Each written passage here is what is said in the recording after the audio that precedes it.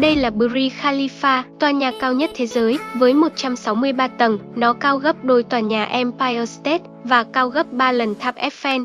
Tổng khối lượng bê tông chỉ để xây dựng nguyên phần móng của tòa nhà là 110.000 tấn và quá trình xây dựng mất đến 22 triệu giờ làm việc. Vậy làm sao mà tòa nhà cao hơn 800 mét này có thể chịu được sức gió lên đến 240 km/h? Chúng ta hãy cùng nhau đi tìm hiểu trong video ngày hôm nay nhé!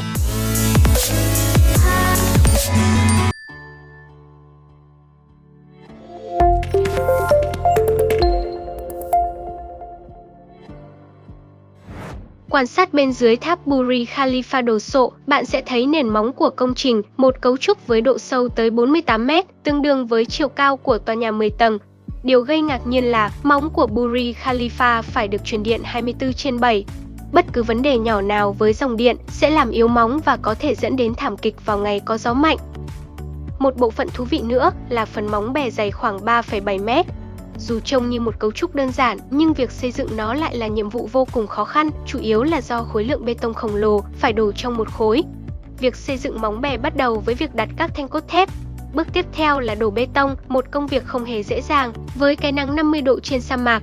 Đó là lý do các kỹ sư thực hiện công việc này vào ban đêm khi không khí mát hơn và độ ẩm cao hơn. Họ cũng trộn bê tông với các khối nước đá trong lúc đổ. Bê tông không quá nóng hay quá lạnh, giúp nó ít có khả năng khô quá nhanh và gây nứt. Bất kỳ vết nứt đáng kể nào cũng có thể đặt toàn bộ dự án vào tình trạng nguy hiểm. Quá trình đổ bê tông toàn bộ phần móng bè được thực hiện thành 4 phần tách biệt, mỗi phần diễn ra trong 24 giờ. Và vẫn còn rất nhiều thách thức khác hiện diện với kỹ sư thiết kế trưởng của tháp Burj Khalifa, Bin Baker. Đầu tiên, cần giải quyết thách thức lớn nhất, độ lún của đất. Khi xây dựng một công trình thông thường, các kỹ sư luôn tìm thấy lớp địa tầng đủ cứng, là lớp đất cứng mà tòa nhà có thể tọa lạc trên đó. Trong giai đoạn xây dựng, trọng lượng của tòa nhà tăng lên và việc nó lún xuống vài cm là bình thường. Trong quá trình này, đất bên dưới móng bị nén và lún. Đất có thể tạo ra lực phản ứng thích hợp và cân bằng trọng lượng của tòa nhà. Tuy nhiên, mức lún này cần nằm trong giới hạn an toàn. Năm 2003, 33 lỗ khoan được khoan để nghiên cứu lớp địa tầng bên dưới vị trí xây dựng tòa tháp. Tuy nhiên, bên dưới chỉ có cát rời và trầm tích yếu. Kể cả sau khi khoan sâu tới 140 mét, các kỹ sư vẫn không thể tìm thấy địa tầng cứng chắc. Nghiên cứu đã mô tả địa điểm này như là một phần của khu vực hoạt động địa chấn.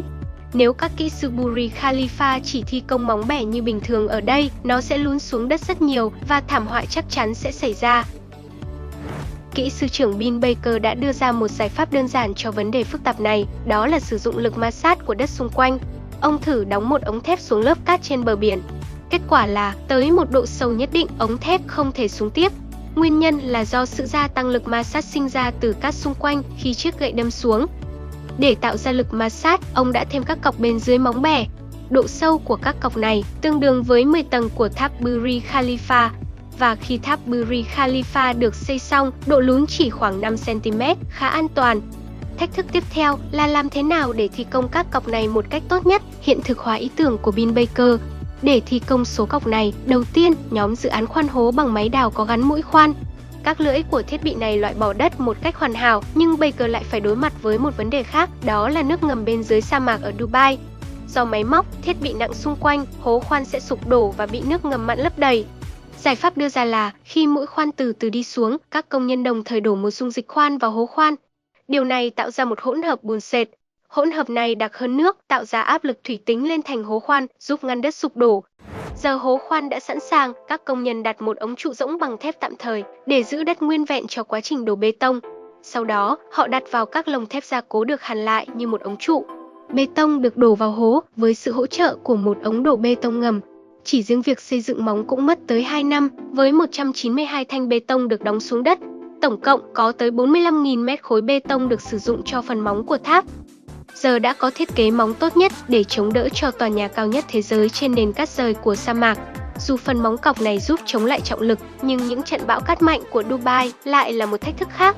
Thiết kế móng cọc sẽ không chống cự được trong bão cát mạnh. Bây giờ, chúng ta hãy xem một thí nghiệm nhỏ.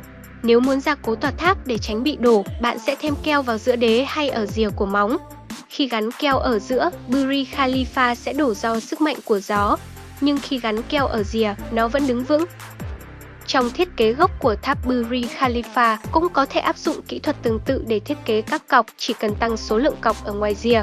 Nhờ sự thay đổi thiết kế khéo léo này, tháp Burj Khalifa có thể chịu được vận tốc gió lên tới 240 km/h. Tiếp đến là đáp án cho câu hỏi, tại sao móng của tháp Burj Khalifa phải được truyền điện liên tục? Nếu không làm vậy, nước mặn thấm vào từ biển Ba Tư sẽ ăn mòn những thanh cốt thép bên trong các cọc. Để khắc phục vấn đề này, các kỹ sư sử dụng nguyên tắc vật lý giống như pin, đó là điện phân. Họ biến các thanh cốt thép thành cực cathode và dùng lưới titan làm cực anode. Khi dòng điện một chiều được đặt vào giữa hai cực, các electron lắng đọng ở cực cathode.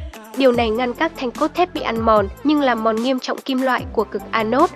Sau vài năm, cực anode sẽ cần được thay thế.